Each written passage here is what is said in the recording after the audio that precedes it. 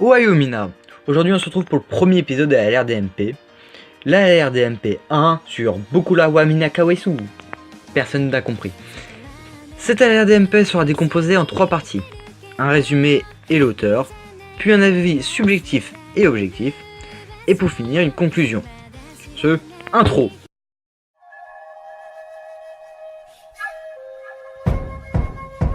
When your heart is borrowed, where the grass is green but underneath you're cold and hollow. You're the worst sweet.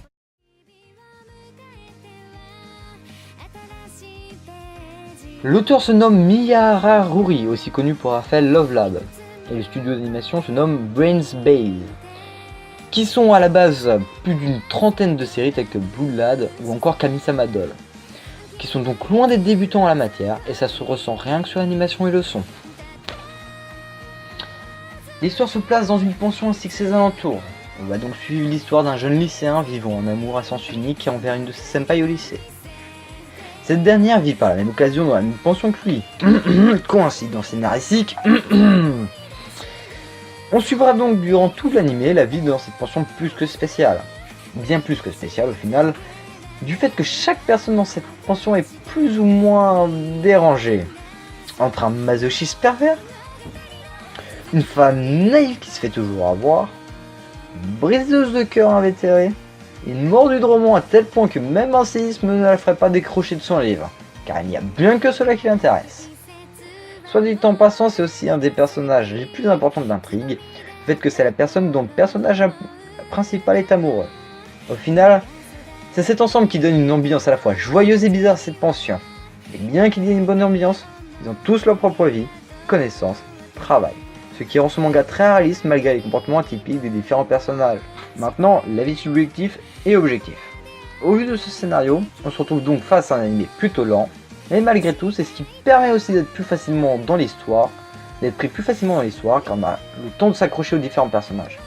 Les personnages sont bien construits, on est face à une utilisation des situations pour développer le background des personnages, et non avec un high kick mémorable dans la mâchoire quand le perso arrive pour la première fois, et qu'en moins de 5 minutes on se retrouve à connaître la totalité de son histoire, putain. Pour finir, je trouve que les différentes musiques collent bien avec l'histoire, que ça ne dénature pas l'anime, ni les scènes. Sur ce point, ce sera toujours un point de vue subjectif par contre, car comme on dit, tous les goûts sont dans la nature.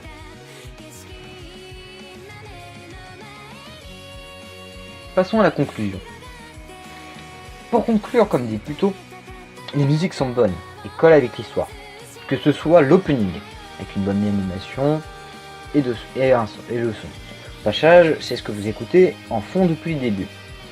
Que les OST qui collent bien avec les différentes scènes. L'animation est impeccable et se regarde sans difficulté.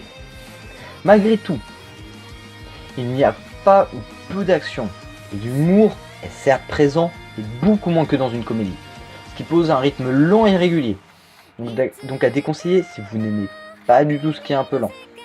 Par contre, pour les amateurs d'histoire d'amour ou de manga animés plus paisibles, n'hésitez pas, car vous ne le regretterez absolument pas. De même pour toutes les personnes cherchant un nouveau genre de manga, si vous n'avez jamais été dans ce genre-là et que vous souhaitez découvrir, essayez avec ce manga, ça ne vous coûtera rien du tout. Et c'est sans doute un des meilleurs pour découvrir ce genre-là, du fait que c'en est une paire. Sur ce, c'était le premier épisode de la RDMP, j'espère qu'il vous aura plu, j'attends vos différentes critiques avec impatience. Allez-y bien fort, je suis masochiste. N'hésitez pas à nous dire ce qui vous a dérangé, voire déplu, pour qu'on puisse corriger cela à l'avenir. Sur ce, goodbye.